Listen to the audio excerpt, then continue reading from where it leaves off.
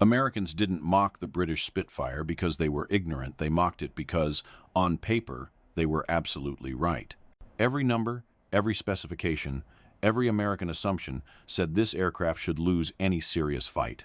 Then, in a single day, it destroyed 17 German planes and exposed a far more dangerous mistake than arrogance: asking the wrong questions about war. If you think wars are won by superior technology alone, stay with this story, because what happened next challenged everything America believed about air combat. In 1940, American skepticism toward the British Spitfire did not come from ignorance or disrespect. It came from confidence, earned confidence. For 2 decades, the United States had dominated aviation records, industrial scaling, and aerodynamic research. American engineers trusted data. American officers trusted specifications. And on paper, the Spitfire simply did not make sense. The United States Army Air Corps evaluated aircraft through a framework built for a different kind of war. Distance mattered. Survivability mattered. Firepower mattered. A fighter, in American thinking, was not just meant to win a dogfight. It was meant to endure, to escort bombers across oceans, to absorb damage and return home. Range charts, armor thickness, engine reliability, and ammunition weight defined effectiveness. These were not arbitrary preferences. They were the logical outcome of geography and doctrine. America expected to fight wars far from its own shores. Any future conflict would require aircraft that could travel hundreds of miles, remain airborne for long durations, and survive sustained combat. In that context, a short-range fighter armed with rifle-caliber machine guns and powered by a liquid-cooled engine looked like a liability, not an asset. British priorities were different, but that difference was easy to misinterpret. Britain did not need fighters that could escort bombers deep into enemy territory.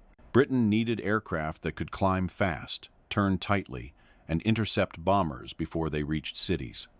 Its air war would be fought over land it could not afford to lose. Time to altitude mattered more than fuel endurance. Maneuverability mattered more than armor. To American analysts, this distinction appeared not strategic, but inferior. The Spitfire seemed optimized for a narrow-role defensive interception in European airspace, while American designs aimed for global reach. That made British engineering appear short-sighted. American observers saw elegance where they wanted ruggedness. They saw complexity where they preferred standardization. The Spitfire's elliptical wings, thin profile, and tightly packaged engine looked beautiful. But beauty was not a metric in American evaluation tables. This difference in perspective produced more than disagreement. It produced certainty. American officers did not believe they were dismissing British ingenuity. They believed they were applying superior methodology. The assumption was simple. If an aircraft did not score well across measurable parameters, range, firepower, survivability, then any success it achieved must be situational, temporary, or exaggerated. Combat results could be explained away. Numbers could not. That belief shaped how American observers interpreted everything they saw. When British pilots praised the Spitfire's responsiveness, Americans heard subjectivity. When British squadrons reported high kill ratios, Americans assumed favorable conditions or pilot skill. When German losses mounted, Americans attributed them to tactics rather than hardware. The aircraft itself remained suspect. This was not arrogance in the crude sense. It was something more subtle and more dangerous. The United States trusted its ability to model reality. It believed that sufficient testing, sufficient data, and sufficient engineering rigor could predict battlefield outcomes. War, in this framework, was a problem to be solved before it happened. Combat was confirmation, not discovery. The Spitfire challenged that worldview in ways Americans were not prepared to recognize. Its strengths were difficult to quantify: control harmony, turn intuition. The way the aircraft responded instantly to pilot input. These qualities did not translate cleanly into charts. They revealed themselves only under stress, only when milliseconds mattered, only when a pilot needed the aircraft to behave like an extension of his own body. American evaluators did not lack intelligence. They lacked exposure to the kind of combat Britain was already fighting. In 1940, American pilots were still training against theoretical opponents. American engineers were still optimizing for hypothetical engagements. British pilots, by contrast, were learning under fire. Their understanding of air combat was shaped not by projections, but by survival. The Spitfire was not designed to win arguments. It was designed to win fights. This difference explains why American skepticism persisted even as evidence accumulated. The issue was not missing data. It was misinterpreted relevance. American analysts were asking whether the Spitfire met American requirements. They were not asking whether American requirements were incomplete. That question would not arise until something happened that could not be ignored, something that violated the assumptions underlying every evaluation. A moment when an aircraft dismissed as underarmed and vulnerable achieved results that American fighters, by American standards, should not have been capable of producing. When that moment arrived, it did not merely embarrass American observers. It exposed a deeper flaw in how modern warfare was being understood. The Spitfire did not force Americans to admit that British engineers were smarter. It forced them to confront the possibility that intelligence alone was not enough. That theory, no matter how elegant, could be fatally incomplete without the brutal corrective of combat. That realization would come suddenly and violently in the skies over southern England. The Spitfire was not misunderstood because its capabilities were hidden. They were misunderstood because they existed in a category American doctrine did not value. By 1940, the United States Army Air Corps had built an evaluation culture obsessed with durability and distance. American fighters were expected to fly long missions, escort bombers, and survive damage that would cripple lighter aircraft. This philosophy favored heavy construction, large fuel capacity, and engines that could keep running even after being hit. Ruggedness was equated with effectiveness. Anything that sacrificed endurance for agility was treated with suspicion. The Spitfire violated these assumptions at every level. Its range was short by American standards. Its engine relied on liquid cooling rather than air-cooled radial reliability. Its armament consisted of rifle-caliber machine guns at a time when American designers were already planning heavier cannons. On an evaluation sheet, it looked fragile. In a strategic planning meeting, it looked obsolete. What American analysts missed was that the Spitfire was not attempting to solve the same problem. British engineers were designing for minutes, not hours.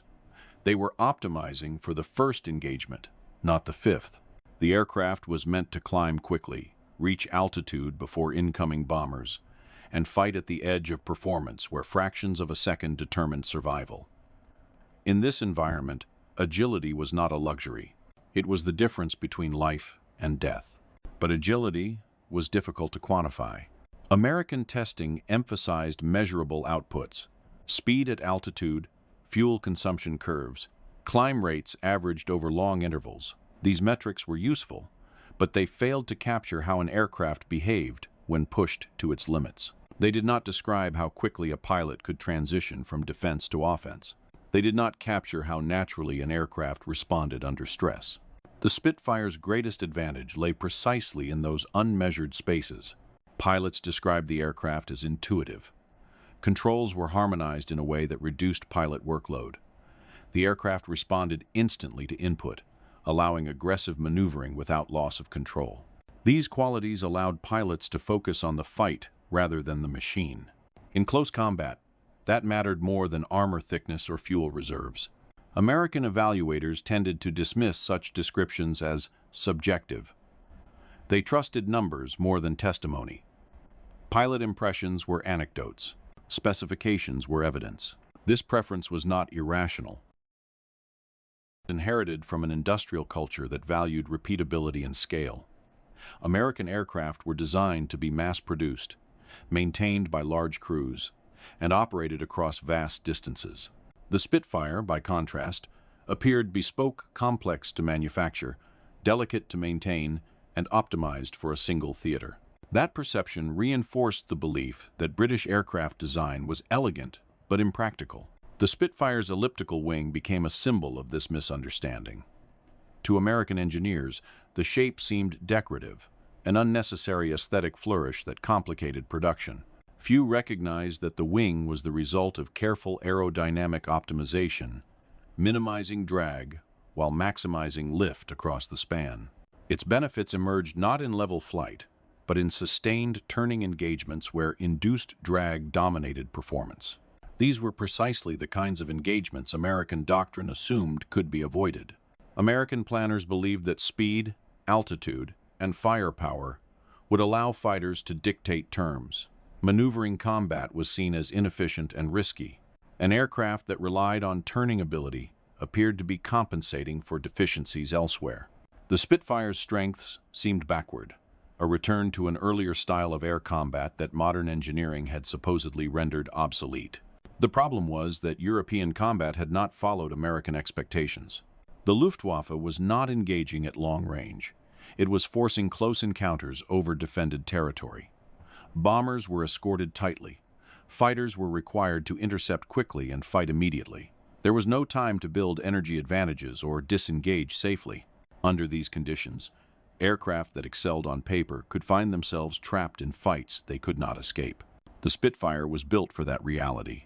American observers, watching from the ground or reviewing reports afterward, did not yet grasp how completely the environment dictated outcomes. They saw performance differences but underestimated their significance. A few seconds faster climb, a slightly tighter turn, marginal advantages, easily dismissed. Until they weren't. The deeper issue was not technical blindness, but conceptual rigidity. American analysts believed that superior engineering would naturally produce superior combat results. When those results failed to materialize, the instinct was to question the circumstances, not the assumptions. British pilots were surviving encounters that American theory predicted they should lose. German pilots were being outmaneuvered by aircraft American charts considered inferior. These contradictions were uncomfortable and therefore temporary. At least, that was the belief. What made the Spitfire so difficult for Americans to understand was that it succeeded by aligning perfectly with its environment. It was not universally superior. It was contextually dominant. Its design philosophy accepted limitations in exchange for decisive advantages where they mattered most. American doctrine had not prepared its evaluators to recognize that trade-off as strength. This disconnect explains why early American assessments remained dismissive, even as evidence accumulated. The Spitfire was judged against the wrong criteria. It was penalized for failing to meet requirements it had never been designed to satisfy. Only when combat outcomes became impossible to explain away did the framework begin to crack. When an aircraft criticized for weak armament demonstrated overwhelming lethality, when a fighter deemed fragile returned repeatedly from battle, when theoretical disadvantages failed to manifest in practice, these were not isolated anomalies. They were symptoms of a deeper mismatch between expectation and reality. The Spitfire was not outperforming American fighters because it was technologically superior in every category. It was outperforming expectations because those expectations were incomplete. And that incompleteness would soon be exposed in the most public and undeniable way possible, not through reports or evaluations, but through numbers that even American analysts could not ignore. Numbers that would force a reevaluation not just of one aircraft, but of how air combat itself was understood. The event that shattered American certainty did not arrive gradually. It arrived all at once, in a form that left no room for interpretation. 17 German aircraft destroyed in a single day by one Spitfire squadron. On its own, the number was remarkable. In context, it was impossible. American analysts were accustomed to variability in combat reports. Claims were inflated. Conditions differed. Luck played a role. No single engagement was decisive. But this was not a single engagement. It was a pattern compressed into a day, repeated interceptions, repeated outcomes, and a result that remained consistent across hours of combat. Most unsettling of all, the losses were one-sided. 0 Spitfires destroyed. That ratio did not merely exceed expectations, it violated them. According to American performance models, a fighter armed with rifle-caliber machine guns should struggle to bring down well-built enemy aircraft quickly. A liquid-cooled engine should increase vulnerability. A lightweight structure should trade survivability for maneuverability. At best, the Spitfire should have achieved parity. At worst, it should have suffered attrition. Instead, it dominated. For American observers, the problem was not the number 17. It was what 17 implied. It implied that the Spitfire's supposed weaknesses were not weaknesses at all. It implied that maneuverability was not a secondary trait, but a primary weapon. It implied that density of fire could matter more than projectile size, and that getting into position reliably mattered more than hitting harder once. These implications directly contradicted the assumptions underpinning American fighter development. The American approach treated combat as an exchange of energy and firepower. Victory, in theory, belonged to the aircraft that could strike first from advantage, disengage safely, and repeat the process. Dogfighting was viewed as a failure of planning. Any aircraft forced into sustained turning combat had already made a mistake. But the results of that day suggested something different. The Spitfire did not win by avoiding close combat. It won by embracing it. It repeatedly forced enemy fighters into turning engagements they could not escape. It denied opponents the time and space needed to exploit speed or dive advantages. Once engaged, the fight ended quickly, not because the Spitfire hit harder, but because it hit sooner. This distinction mattered. American analysts had calculated lethality based on weapon caliber and burst duration. They had underestimated the importance of hit probability. 8 rifle-caliber guns firing simultaneously created a dense cone of fire that compensated for individual round power. When combined with superior turning performance, this allowed Spitfire pilots to achieve firing solutions rapidly and repeatedly. The result was not theoretical efficiency. It was practical dominance. The Spitfire did not need to destroy an enemy with a single burst. It needed to strike first, often, and from positions that made evasion impossible. That capability did not appear clearly on specification sheets. It revealed itself only when aircraft met at close range under stress. For American observers, this created cognitive dissonance. They had trusted numbers. Now the numbers were telling a story they did not expect. 17 destroyed aircraft were not a fluke. They were data. And data demanded explanation. Attempts to rationalize the outcome followed predictable lines. Perhaps German pilots were poorly trained. Perhaps weather conditions favored the defenders. Perhaps tactical surprise played a role. Each explanation accounted for a fraction of the result. None accounted for all of it. What made the event decisive was repetition. The same outcomes occurred across multiple interceptions throughout the day. Different pilots, different engagements, same imbalance. Enemy formations broke apart. Escorts failed to protect bombers. Attacks were aborted. Aircraft that should have been superior on paper were being outflown in practice. At some point, the explanation that required the fewest assumptions became unavoidable. The Spitfire was doing something American fighters could not. Not because it was stronger, not because it was faster in a straight line, but because it allowed pilots to dictate the geometry of combat. That realization struck at the heart of American doctrine. If maneuverability could decide fights this decisively, then range and ruggedness alone were insufficient. Turning performance could neutralize energy advantages, then speed was not absolute. If combat outcomes hinged on seconds and angles rather than endurance, then many American priorities were misaligned.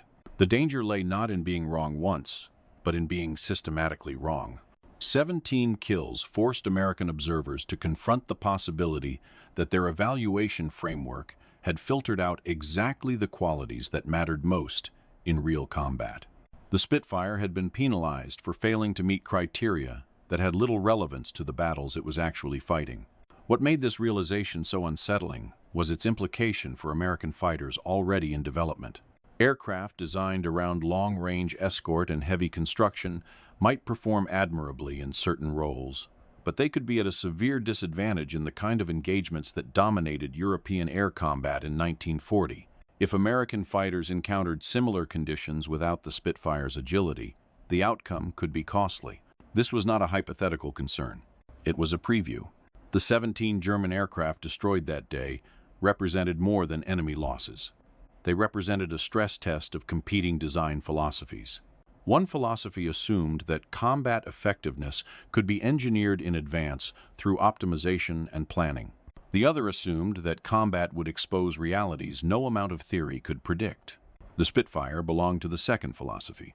Its success did not mean that American engineers were incompetent. It meant that they had optimized for a different future than the one unfolding over Europe. The danger was not that they were behind. The danger was that they did not yet realize they needed to change. For the first time, American observers began revising their assessments, not cautiously, but fundamentally. The question was no longer whether the Spitfire met American standards. The question became whether American standards were sufficient. 17 kills did not win the war. But they did something just as important. They made denial impossible. From that moment forward, the Spitfire could no longer be dismissed as an elegant curiosity or a specialized interceptor.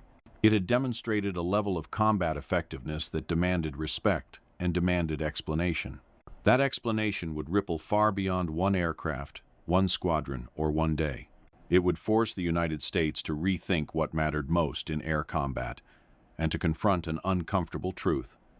The most dangerous mistake is not arrogance, but confidence placed in the wrong metrics. The shock of that day did not come from defeat. The United States had not lost aircraft. No American pilots had been shot down. No bases had been attacked. And yet, something far more damaging had occurred. A belief had been broken. For years, American military aviation had operated under a quiet assumption. If the data was sound, the conclusions must be sound as well. Engineers trusted calculations. Planners trusted models. Pilots trusted that superior machines would emerge naturally from superior analysis. When disagreements arose, they were settled by measurements, not experience. The Spitfire disrupted that logic in a way American observers were not prepared for. The problem was not that American analysts misread the Spitfire's specifications. They read them correctly. The problem was that they believed specifications answered the most important question in air combat. They did not. American evaluations asked whether an aircraft could fly farther, absorb more damage, and carry heavier weapons. These were sensible questions if the goal was endurance. But air combat, especially defensive air combat over contested territory, was not primarily about endurance. It was about time, position, and control. British designers had asked a different question. Not, how long can the aircraft survive? But, how quickly can it kill? Master on live. This distinction explains why American conclusions felt logical, yet failed in practice. Survivability mattered only if the aircraft remained vulnerable long enough for it to matter. Range mattered only if the mission required it. Firepower mattered only if it could be applied before the enemy escaped. The Spitfire inverted these priorities. It accepted limitations in exchange for decisive advantages in the opening seconds of an engagement. Philosophy assumed that if a fighter could dominate the first turn, the rest of the fight would be short. If the fight was short, armor mattered less. If the enemy never achieved a firing position, survivability became irrelevant. American doctrine had not considered this trade-off fully, because it assumed that close combat was an avoidable failure rather than a defining reality. This assumption shaped everything from aircraft design to pilot training. American fighters were built to preserve energy, to disengage, to fight on favorable terms. Turning fights were discouraged. Aggression was tempered by caution. Combat was treated as a managed process rather than a chaotic collision. European combat proved otherwise. The Spitfire did not merely perform well within British doctrine, it revealed the cost of avoiding certain questions entirely. It demonstrated that an aircraft optimized for decisive maneuver could impose combat conditions on the enemy rather than react to them. That capability reshaped outcomes before endurance, firepower, or durability ever entered the equation.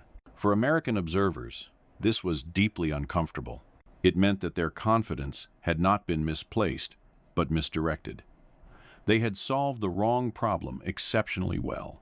They had optimized for missions that had not yet occurred, while underestimating the missions already being fought. The danger of this realization extended far beyond the Spitfire. If American evaluation frameworks could misjudge something so visible, so heavily scrutinized, what else had been misunderstood? How many other assumptions were being treated as facts, simply because they had not yet been challenged by reality? This was not a question American institutions welcomed. Large systems resist admitting foundational error. It is easier to revise numbers than to revise priorities.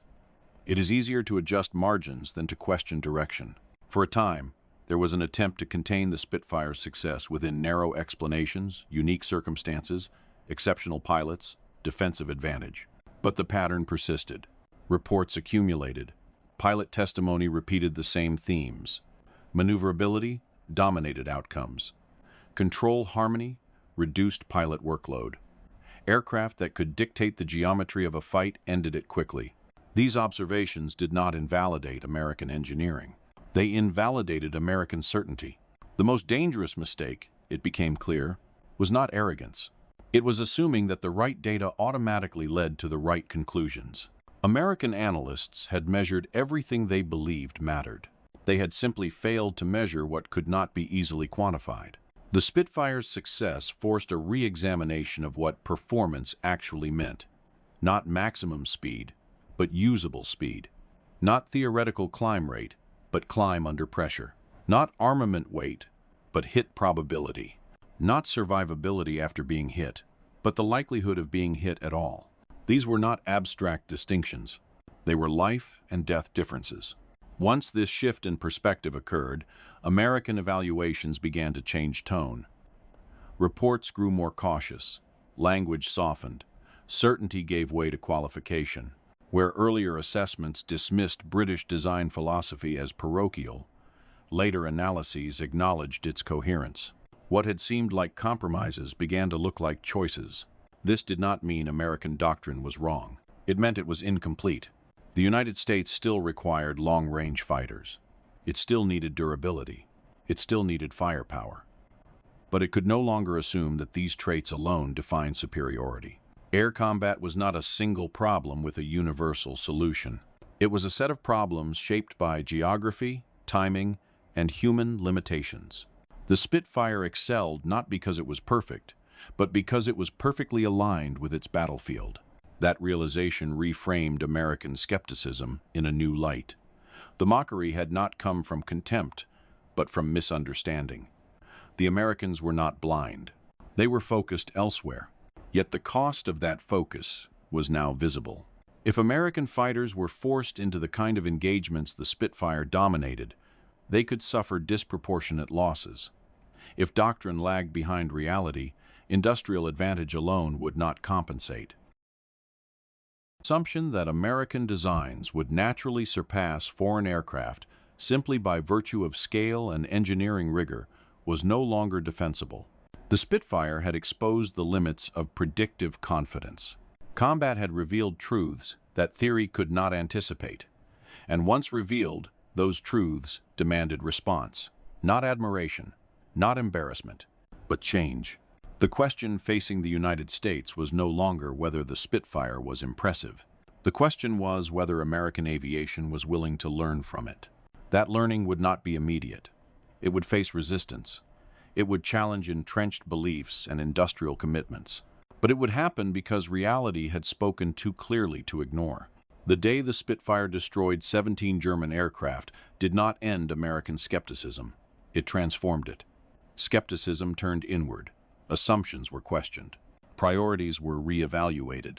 And in that shift lay the beginning of a much larger transformation, one that would reshape American fighter design, training, and doctrine for the rest of the war. Once the question changed, everything else had to follow. American aviation did not abandon its principles overnight. Institutions rarely do. But after the Spitfire forced a reassessment of what actually decided air combat, American designers, tacticians, and pilots began to look at their own aircraft with new eyes, not to discard them, but to ask what they were missing. The most important shift was philosophical. Before 1940, American fighter development assumed that superiority could be engineered in advance. If an aircraft met the right specifications, combat effectiveness would follow. After witnessing the Spitfire's performance, that assumption no longer felt secure. Effectiveness could no longer be defined solely by endurance, firepower, or theoretical survivability. It had to include what happened in the first seconds of contact. This realization altered how American engineers interpreted trade-offs. Where maneuverability had once been viewed as a secondary characteristic, it began to take on greater importance. Where turning combat had been discouraged, it was now studied. Pilot feedback, once treated as anecdotal, gained weight. Combat reports were no longer supplementary. They became foundational. The lesson was not that British design was superior in all cases. It was that British design had prioritized the realities of its battlefield more accurately than American doctrine had predicted. That distinction mattered. American planners began to accept that no single fighter could excel at every mission. Long-range escort, interception, and air superiority were different problems requiring different solutions. The Spitfire had proven devastating in one role because it was unapologetically optimized for it. American fighters, by contrast, often tried to be more versatile and paid a price in close combat. This forced a difficult conversation. Versatility appealed to American industry and logistics. It simplified production. It reduced specialization. But combat did not reward convenience. Combat rewarded alignment between machine, pilot, and environment. The Spitfire represented that alignment. As American designers absorbed this lesson, changes began to appear not as copies, but as adaptations. Aircraft already in development were reconsidered. Emphasis shifted subtly but decisively toward improving climb rates, reducing control lag, and enhancing responsiveness. Weight budgets were re-examined. Wing designs were revisited. Engine installations were refined to reduce drag and improve usable power rather than raw output. Equally important was the shift in pilot training. American training programs had emphasized discipline, formation flying, and energy conservation. These were valuable skills, but they did not prepare pilots for sustained maneuvering combat against agile opponents. After the Spitfire's example, training began to incorporate lessons drawn directly from European combat. Pilots were taught how to exploit turning performance, how to manage control inputs at the edge of the envelope, and how to trust the aircraft in aggressive maneuvers. The change was not dramatic, but it was meaningful. For the first time, American aviation openly acknowledged that combat experience could teach lessons theory could not. Humility, rare in large institutions, was one of the Spitfire's most enduring impacts. The influence extended beyond tactics into procurement philosophy. Instead of asking whether a new aircraft met predefined requirements, evaluators increasingly asked how it behaved in realistic combat scenarios. Mock dogfights, pilot evaluations, and stress testing under combat-like conditions gained prominence. The question was no longer, is this aircraft robust? But, does this aircraft give its pilot an advantage when everything goes wrong? This shift reshaped American fighter development for the remainder of the war. Aircraft that followed did not replicate the Spitfire's design. They did something more important. They internalized its priorities. Power-to-weight ratio mattered more than absolute horsepower. Control harmony mattered more than theoretical top speed. The ability to dictate a fight mattered more than surviving a prolonged one. Even American aircraft that remained heavier and longer ranged began to reflect these lessons. They were not trying to become Spitfires. They were trying to avoid being helpless against them or against aircraft like them. The irony was unmistakable. The aircraft Americans had mocked did not replace American designs. It redefined what those designs needed to achieve. This learning process was neither smooth nor uncontested. Manufacturers resisted changes that threatened existing investments. Doctrinal debates persisted. Some officers argued that European combat conditions were unique and that American requirements remained valid. In a narrow sense, they were correct. But the Spitfire had proven that ignoring close combat performance carried unacceptable risk. The danger was not that American fighters would always lose.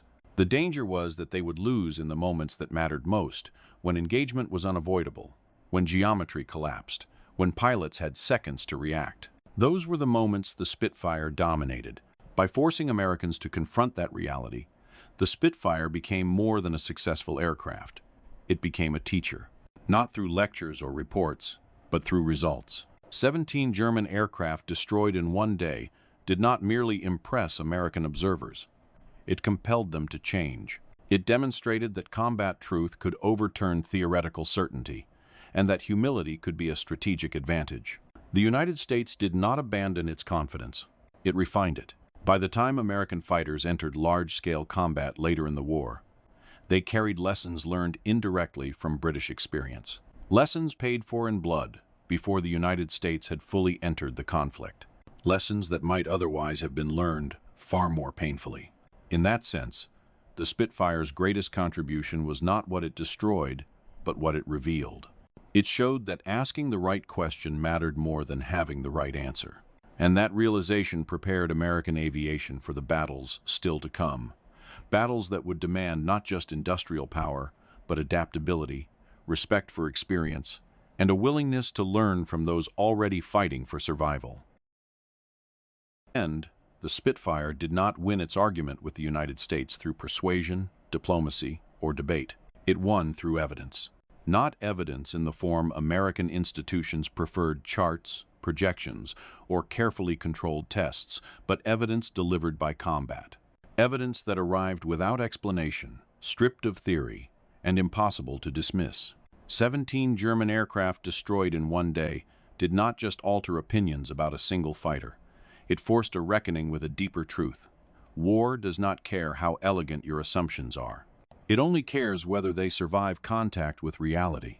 For American aviation, this realization arrived before the United States entered the war in full force. That timing mattered.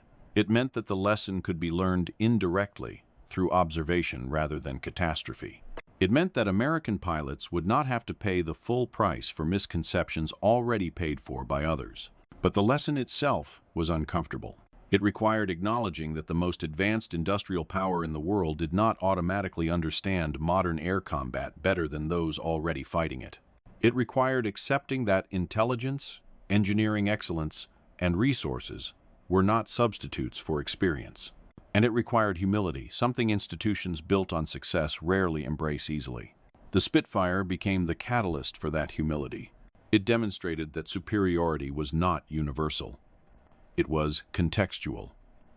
An aircraft optimized for the wrong assumptions could be technically impressive and operationally vulnerable at the same time.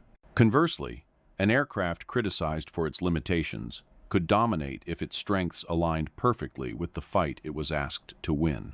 This was not a lesson limited to aircraft. It applied to doctrine, training, procurement, and strategy. It applied to the belief that wars could be solved in advance by planning alone. It exposed the danger of mistaking preparation for understanding. American observers did not abandon analysis after witnessing the Spitfire's performance. They refined it. They learned to treat combat as a source of data rather than an anomaly to be explained away.